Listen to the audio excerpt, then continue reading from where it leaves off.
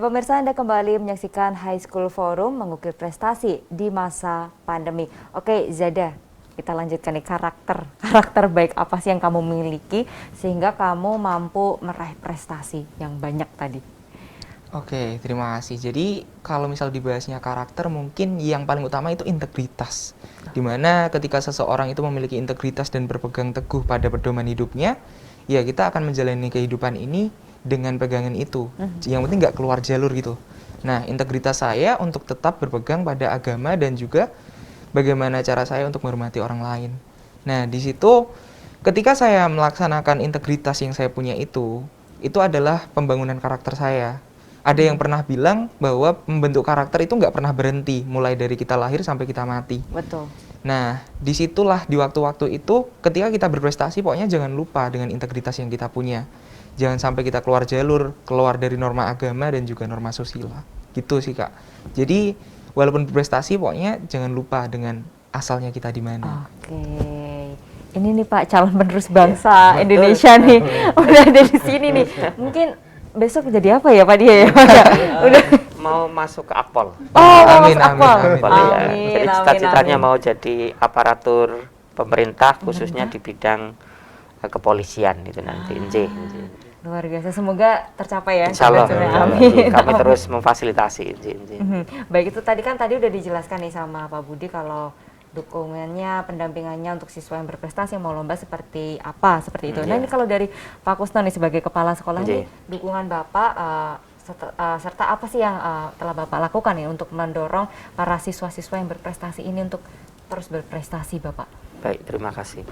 Sekolah memberikan ruang yang cukup untuk para siswa mengembangkan potensi diri dan atau potensi sosial. Yang bisa dilakukan oleh sekolah adalah tentu dukungan. Ada 3 dukungan. Yang pertama terkait dengan dukungan moral, di mana Bapak Ibu guru dan karyawan memberikan suri tauladan yang cukup untuk anak-anak agar anak-anak tersebut mencontoh Bapak Ibu guru dan karyawan SMA 1 Semarang. Yang kedua, tentu dukungan finansial. Tentu ini terkait dengan anggaran dari sekolah, dari dana BOS atau dana BOP sesuai ketentuan yang berlaku. Dan yang ketiga, tentu ini dukungan spiritual. Apa itu dukungan spiritual? Adalah sebuah doa dari Bapak Ibu guru dan karyawan dan juga seluruh sivitas akademika SMA 1 Semarang. Karena dengan 3 dukungan ini, insya Allah SMA 1 Semarang khususnya para siswa akan melangkah ke depan mencapai cita-cita dengan penuh hormat.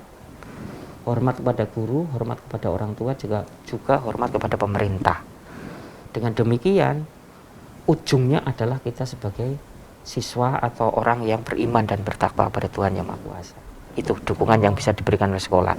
Nah, suri tauladan yang saya berikan kepada anak-anak tentu adalah suri tauladan kebiasaan sehari-hari yang orang sering menyebut adalah kebiasaan baik. Kebiasaan baik yang harus dicontoh oleh anak-anak. Nah, apa? Ya dimulai dari pertama kali adalah berdoa kepada Tuhan Yang Maha Kuasa. Berikutnya adalah hormat kepada negara melalui menyanyikan lagu Indonesia Raya. Karena itu menjadi sebuah indikator kita sebagai orang-orang yang punya integritas tinggi kepada bangsa dan negara.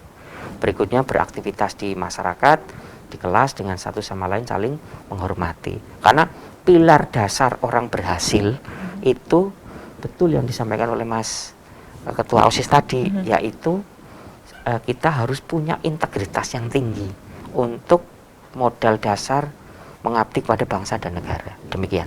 Nah itu tadi semua udah tercermin di Zada tadi ya Sudah, Bapak ya. sudah, walaupun berprestasi tapi jangan lupakan dari mana kita berasal. Betul. Jangan lupakan Tuhan juga ya, selalu harus berdoa seperti itu. Oke, kalau Pak Budi nih, untuk apresiasi apa sih yang diberikan oleh sekolah SMA Negeri 1 Semarang untuk siswa-siswa yang berprestasi gitu Bapak? Ya, untuk program apresiasi yang sudah dilaksanakan oleh sekolah kepada siswa-siswa yang berhasil adalah tentu saja penghargaan. Ada sertifikat yang diberikan pada mereka, ada penghargaan hadiah yang diberikan kepada mereka, termasuk juga publikasi prestasi mereka di media sosial dan seterusnya. Dan itu adalah bagian-bagian untuk memastikan bahwa mereka punya kebanggaan yang bisa memberi inspirasi pada siswa-siswa yang lainnya. Pada endingnya kan memang bagaimana anak-anak yang berprestasi itu mampu men-trigger anak-anak yang lain, siswa yang lain untuk sama-sama bisa berprestasi. Kalau dia bisa, kenapa saya tidak bisa? Dan pada akhirnya itu akan bermuara pada kesadaran setiap siswa untuk bisa menumbuhkan prestasi terbaik dan berkontribusi positif untuk semansa yang lebih baik.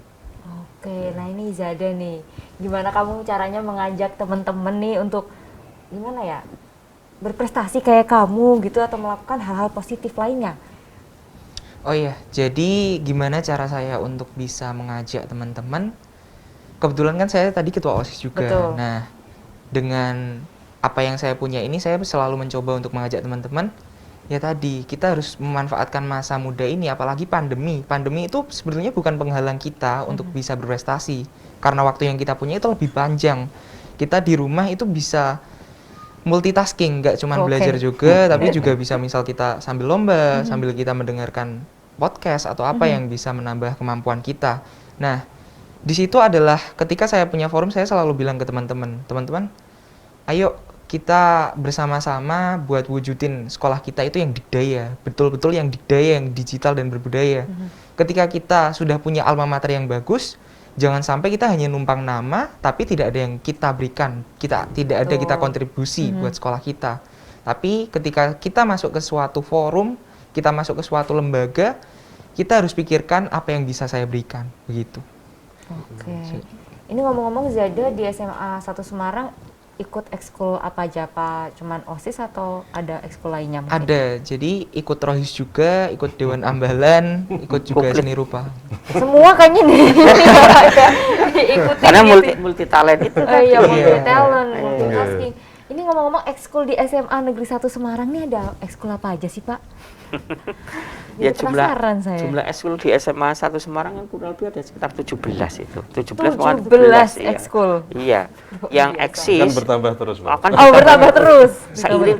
seiring dengan kebutuhan waktu ya, zaman. Di sana kan yang punya rating tinggi itu kan seperti pramuka, paskibra, kemudian ada PMR, Betul. kemudian ada apa? Short movie yang Short berprestasi. movie, juga. berprestasi, Wah, short terus movie. yang sekarang ini memang belum bisa semuanya ya, artinya belum bisa diberikan waktu yang cukup kepada anak-anak karena memang masih pandemi. Tetapi perluasan kesempatan anak-anak untuk mengaktualisasi diri lewat ekstrakurikuler sedang kami buka, tapi tetap berpedoman pada protokol kesehatan. Itu Oke, berarti ini untuk kegiatan belajar mengajar sudah berjalan. Sudah berjalan.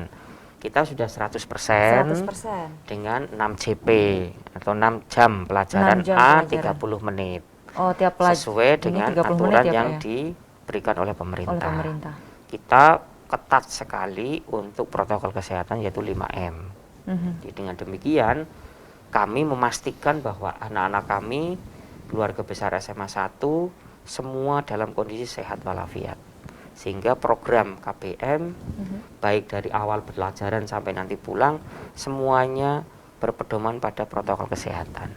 Demikian sih. Jadi aman ya, Pak ya? Insya Allah aman. Oke, ini Insya Allah kalau aman. KBM sudah berjalan 100%. Ini untuk ekskulnya apakah juga sudah berjalan, Pak Budi?